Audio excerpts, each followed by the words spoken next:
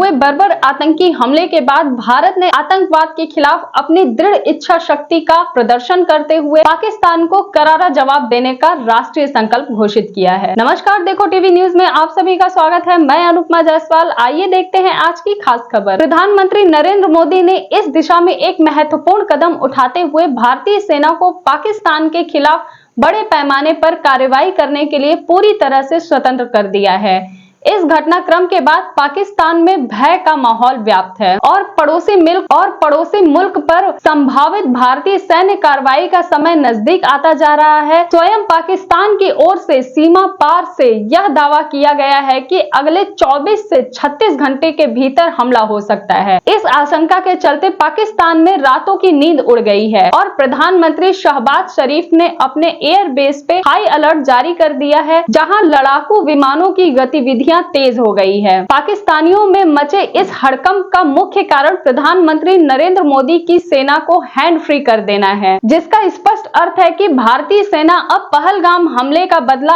अपने तरीके और समय के अनुसार लेगी। इसी बीच राजधानी दिल्ली में हलचल तेज हो गई। नरेंद्र मोदी आज एक के बाद एक 4 महत्वपूर्ण बैठकें कर रहे हैं। दिन की शुरुआत कैबिनेट कमेटी ऑन सिक्योरिटी की बैठक से होगी, जिसके बाद cabinet committee on political affairs और cabinet committee on economic affairs की बैठक होगी। दिन का समापन कैबिनेट की एक महत्वपूर्ण बैठक के साथ होगा।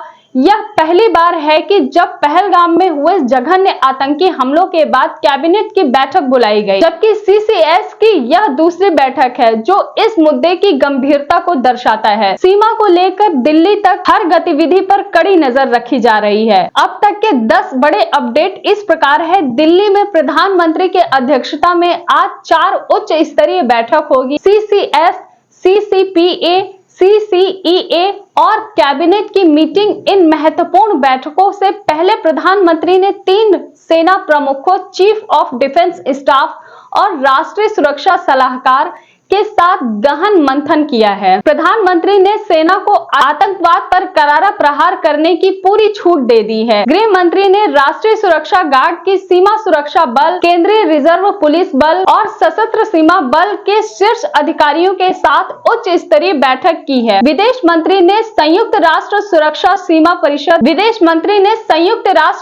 परिषद के अस्थायी सदस्यों से बातचीत की है। पहलगाम हमले की जांच कर रही राष्ट्रीय जांच एजेंसी ने तीसरे दिन भी घटना स्थल पर जाकर क्राइम सीन को रिक्रिएट किया है। पाकिस्तान के सूचना मंत्री ने एक अप्रत्याशित बयान में कहा कि भारत 24 से 36 घंटे के भीतर हमला कर सकता है, जिसके बाद आनन फानन में रात 2 बजे एक प्रेस कॉन्फ्रेंस आयोजित की गई। इन घटनाक्रमों से स्पष्ट संकेत मिलते हैं कि कुछ बड़ा होने वाला है और भारत की संभावित कार्रवाई को लेकर पाकिस्तान में खौफ का माहौल है। पाकिस्तानी आसमान में लड़ाकू विमानों की उड़ानें तेज हो गई हैं, जबकि अमेरिका के विदेश विभाग ने दावा किया है कि पूरे घटनाक्रम में बारीकी से नजर बनाए हुए हैं। इसके बाद सबसे महत्वपूर्ण सीसीपीए की बैठक होगी, जो कई सालों के बाद हो रही है। पिछले ऐसी महत्वपूर्ण बैठक पुलवामा हमले के बाद हुई थी, जिसके बाद पाकिस्तान में मोस्ट फेवर्ड नेशन का दर्जा वापस ले लिया गया था और